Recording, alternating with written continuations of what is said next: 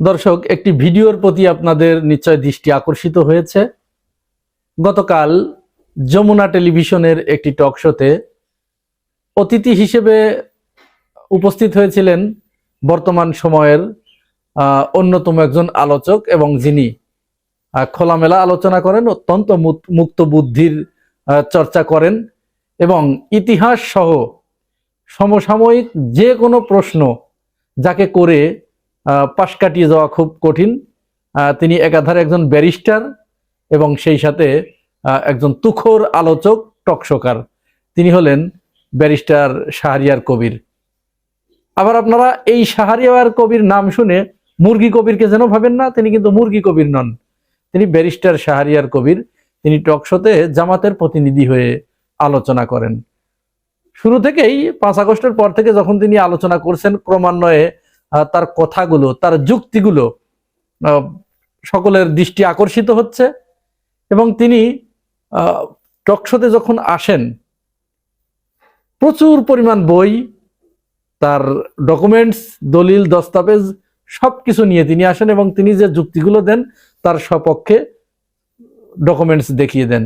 যার কারণে যারা পুঁথিগত কিছু মুখস্থ বিদ্যা নিয়ে টকশোতে আসেন তাদেরকে তিনি নাস্তানাবুদ করেন। তো তেমনই একটি অনুষ্ঠান যমুনা টিভিতে গতকাল ছিল। সেখানে উপস্থাপিকা ছিলেন সাংবাদিক নিকোল।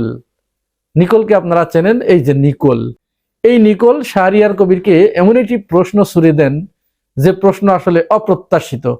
এটি কোনো মতো অবস্থায় মেনে নেবার মতো প্রশ্ন নয়। 5 আগস্টের পরে তিনি শেখ হাসিনার সাথে বর্তমানে বাংলাদেশের আপসহীন নেত্রী, গণতন্ত্রের মানস কন্যা দেশনেত্রী বেগম খালেদা জিয়ার উপমা দেন, তার সাথে তার তুলনা করেন। তো এই প্রশ্নের সাথে সাথেই তো স্বাভাবিকভাবেই মানুষের মেজাজ বিগড়ে যাওয়ার কথা। যখন তিনি প্রচন্ড অসুস্থ এবং জীবন মরণের সন্ধিক্ষণে তিনি দাঁড়িয়ে আছেন এবং তার ট্রিটমেন্ট বাংলাদেশে সম্ভব হচ্ছে না, তাকে নিয়ে যাওয়া হচ্ছে লন্ডনে। সেই মুহূর্তে একজন 2000 মানুষের কিলার, তাকে যদি একজন গণতন্ত্রের আপসহীন নেত্রীর সাথে তুলনা করা হয়, মেজাজ কেমন হবার কথা বলুন। শুধু তাই নয়, তিনি এখানে এমন একটি আজগুবি প্রশ্ন ছুড়ে দিলেন, বঙ্গবন্ধু নাই, বিজয়ের মাস, শেখ হাসিনা ফাঁসির রায় নিয়ে পলাতক, সজীব ওয়াজেদ জয় তিনিও আসামি, ফেরার তিনিও বাইরে, দেশের বাইরে, বেগম খালেদা জিয়াকে দেশের বাইরে পাঠিয়ে দেওয়া হচ্ছে এখন ট্রিটমেন্টের জন্য, তারেক রহমান দেশের বাইরে। তো এটি কি এই যে -4, এই -4-এর মাঝে 3বার নির্বাচিত জামাতের আমির একা বাংলাদেশে, তিনি কি করবেন? তিনি কি তাহলে ওই দিকেই যাচ্ছেন? মানে ইঙ্গিতটা কোথায় নিয়ে যাচ্ছে চিন্তা করুন। ব্যারিস্টার শাহরিয়ার কবিরের কাছে যখন এই প্রশ্নটি ছুড়ে দিলেন, তখন ব্যারিস্টার শাহরিয়ার কবির শুরুতেই নিকোলকে বোল্ড আউট করে দিল, একেবারে বোল্ড আউট, যে আপনি একজন খুনিকে একজন দেশনেত্রীর সাথে কোনো মতো অবস্থায় আপনি তুলনা দিতে পারেন না। এটি করতে যে সজীব ওয়াজেদ জয় এবং তার মা শেখ হাসিনা ঠিক তার নানার মতোই বিশ্বাসঘাতক, সেই বিশ্বাসঘাতকের সাথে আপনি তারেক রহমানের তুলনা দিতে পারেন না। তিনি এখানে আরো অনেক কথা বলেছেন, যে কথাগুলোর জবাব দেবার মতো বা প্রতিউত্তর দেবার মতো নিকোল কেন, এই মুহূর্তে আমার মনে হয় বিএনপির কাছে এর চাইতে ভালো কোনো জবাব নাই। ব্যারিস্টার শাহরিয়ার কবিরের এই জবাবের পরে নিকোল যখন আর কোনো ভাষা খুঁজে পান নাই, তখন তার সেই বঙ্গবন্ধু প্রেম ভিতর থেকে টকবক করে উতলায় ওঠা শুরু হলো। তিনি ব্যারিস্টার শাহরিয়ার কবিরের উদ্দেশ্যে বললেন, বিজয়ের মাস, আপনি বঙ্গবন্ধুকে বিশ্বাসঘাতক বলেছেন, এটি আমার এই প্রোগ্রামে আমি প্রতিবাদ জানিয়ে রাখলাম। মানে কাঁদো গলায় গদগদ হয়ে গেছে। বঙ্গবন্ধু এবং খুনির প্রেমে, দোসরের প্রেমে, 1400 মানুষের কিলারের প্রেমে গদগদ হয়ে ওইখানে কিছু বলতে পারছেন না, বাট তিনি গদগদ হয়ে গেছে, কান্না জড়িত কণ্ঠে এরকম। আর সাথে সাথে ব্যারিস্টার শাহরিয়ার কবির আবার ধরলেন, নো, আপনি কেন এটি করবেন? এরপরে নিকোল বলছে আমার প্রোগ্রাম আমি যেমন ইচ্ছা তেমন চালাবো। শাহরিয়ার কবির এইখানে আবার তাকে একেবারে ওই হাতে ছাই দিয়ে ধরেছে যে এটি আপনার অনুষ্ঠান নয়, আমরা অতিথি এখানে এসেছি, অতিথি হচ্ছে ভগবান, আপনি সেই ভগবানকে অপমান করতে পারেন না। আর আমি তো আপনার অনুষ্ঠানে আসি নাই, আপনি আপনার অনুষ্ঠানে ডেকে এনেছেন মানে কি, এটি কি বোঝাতে চাচ্ছেন? এটি তো ফ্যাসিবাদী কথাবার্তা। আমরা এসেছি যমুনা টেলিভিশনের টক শোতে, আপনার প্রোগ্রামে নয়। এখানে তো আর কোনো ভাষা থাকে না। নিকোলের ওখানে দ্রুত প্রস্থান করা, দৌড় মারা উচিত ছিল, কিন্তু নিকোল দৌড় মারেন নাই, কারণ তারা তো একটা এজেন্ডা নিয়ে এখানে এসেছে। এই নিকোল এখানে একটা এজেন্ডা নিয়ে এসেছে। কি এজেন্ডা নিয়ে এসেছে আপনারা খুব ভালো করেই বুঝতে পারবেন। এই যে ছবিটা দেখুন, যে নিকোল পুরস্কার নিচ্ছে কার হাত থেকে? টাকলা মুরাদের হাত থেকে। আর টাকলা মুরাদ কি? টাকলা মুরাদের কাছে কোনো নারী গিয়েছে, আর সেই নারীকে সে ডিস্টার্ব করে নাই, ইপটিজিং করে নাই, এরকম কল্পনাই করা যায় না। মাহিয়া মাহিকে সে কি করেছে? এই টাকলা মুরাদ। যাই হোক, এরকম একটা ঘটনার পরে নিকোলের আগেও কিন্তু বঙ্গবন্ধুর প্রেমে গদগদ হয়ে গিয়েছিল। যেদিন ধানমন্ডি 32 ভাঙচুর হলো, সেদিন তারপরের দিন হাসনাত আব্দুল্লাহকে ডেকে নিয়ে তিনি ওই কি একটা লুঙ্গি ড্যান্সের একটা মুখদের পানি লাগবে পানি, এইটার সাথে ওইটাকে মিলিয়ে তিনি কাঁদো কাঁদো গোলায় যে আপনি দেখেছেন সেখানে লুঙ্গি ড্যান্স হচ্ছে। তো হাসনাতরা তো বাচ্চা মানুষ, জবাব দিতে পারে নাই ওই দিন। হাসনাত ইনিয়ে বিনিয়ে তাকে সেভ করার চেষ্টা করছিল নিজেকে, কিন্তু এখানে তো জবাব ছিল। হাসনাতরা সেই জবাব দিতে পারে নাই, নিকোলদের প্রশ্নের জবাব দিতে পারে নাই। নিকোলদের প্রশ্নের জবাব এই যে শাহরিয়ার কবির যেভাবে দিলেন ঠিক সেইভাবে দিতে হবে। আমরা খুব গভীর উদ্বেগের সাথে লক্ষ্য করছি যমুনা টেলিভিশন 5 আগস্টের পূর্ববর্তী সময় থেকে 5 আগস্টেও তারা ফ্যাসিবাদের বিরুদ্ধে এবং জুলাই গণ অভ্যুত্থানকারীদের পক্ষে বিরাট ভূমিকা পালন করেছে। তারা ওই সময় ছাত্রদের পক্ষ নিয়েছিলেন এবং বাংলাদেশের পক্ষে নিয়েছিলেন।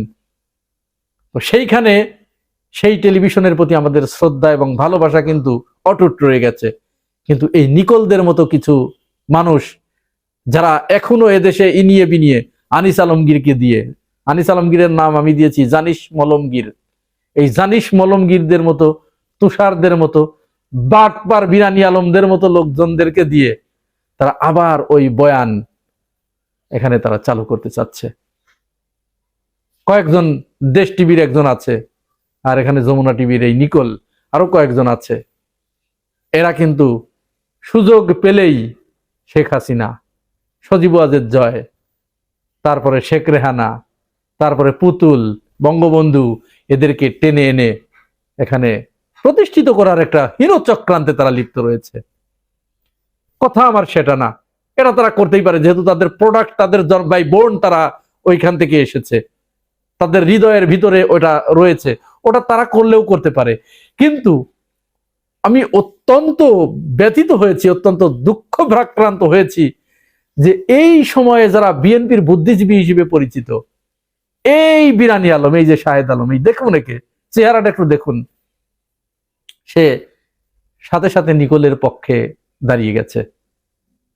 আচ্ছা, জামাত ইসলামের শাহরিয়ার কবির ওখানে যে প্রশ্নটির জবাব দিতে গিয়ে তিনি এরকম বিপ্লব ঘটালেন, তিনি আজকে ভাইরাল হলেন, এইটা তো বিএনপির উচিত ছিল শাহরিয়ার কবিরকে কাঁধে তুলে নাচানো।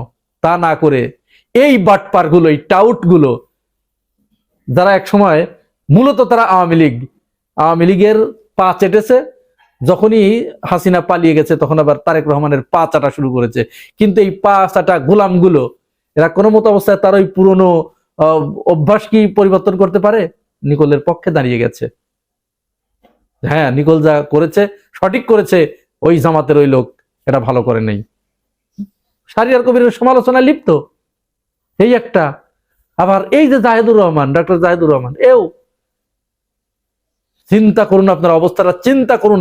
এরা নাকি বিএনপির বুদ্ধিজীবী। তাহলে বিএনপির বুদ্ধিজীবীদের অবস্থা যদি এই হয়, আওয়ামী লীগ কারা এদেশে? আওয়ামী লীগের দরকার আছে? কোনো দরকার নেই আওয়ামী লীগের। এরা তো আওয়ামী লীগের চেয়ে বড় আওয়ামী লীগার। এরা শেখ হাসিনার এদেশে ফিরে আসার দরকার কি? শেখ হাসিনা যা বলতে পারছে না, সজীব ওয়াজেদ জয় যা বলতে পারছে না, পুতুল যা বলতে পারছে না, এই শাহেদ আলম আর এই জাহিদুর রহমান এরা তো বলে দিচ্ছে, এরাই সেই কাজ করে দিচ্ছে। শুধুমাত্র রাজনৈতিক অপোনেন্ট হবার কারণে আপনি চিন্তা করুন যে জামাতের প্রতি তাদের বিদ্বেষ কতটা গভীর, যে জামাত ইসলাম এই মুহূর্তে বিএনপিও করে যা করে নাই খালেদা জিয়ার জন্য, সেই জামাত ইসলাম খালেদা জিয়ার জন্য তাই করছে। মসজিদে মসজিদে দোয়ার আয়োজন করেছে, সারা দেশবাসীর কাছে জামাত ইসলাম দোয়ার আবেদন জানিয়েছে। এই শাহরিয়ার কবিরের বক্তব্যও যদি আপনারা আজকে শুনে থাকেন, কোন বিএনপির নেতা কি এইভাবে খালেদা জিয়াকে অন করে? শাহরিয়ার কবির যেভাবে খালেদা জিয়াকে অন করলেন, তারেক রহমানকে অন করলেন, যদি অন করতেই, তাহলে আজকে শাহরিয়ার কবিরের সমালোচনা করে তারা নিকোলের পক্ষে দাঁড়াতে পারতো না, নিকোলের পাশে দাঁড়াতে পারতো না। এই হচ্ছে বিএনপির অবস্থা। তাহলে এই বিএনপিকে কোথায় নিয়ে দাঁড় করাবে এরা? এই যে তুষার, একটা আব্দুল নূর তুষার, এগুলো সব এক গোয়ালের গরু। ওই 32 নাম্বার পাড়ায়, ওই শেখ হাসিনা পাড়ায় যদি কোন রকম একটু টু শব্দ হয়, এই গোয়ালের গরুগুলো একসাথে হাম্বা করে ডেকে ওঠে।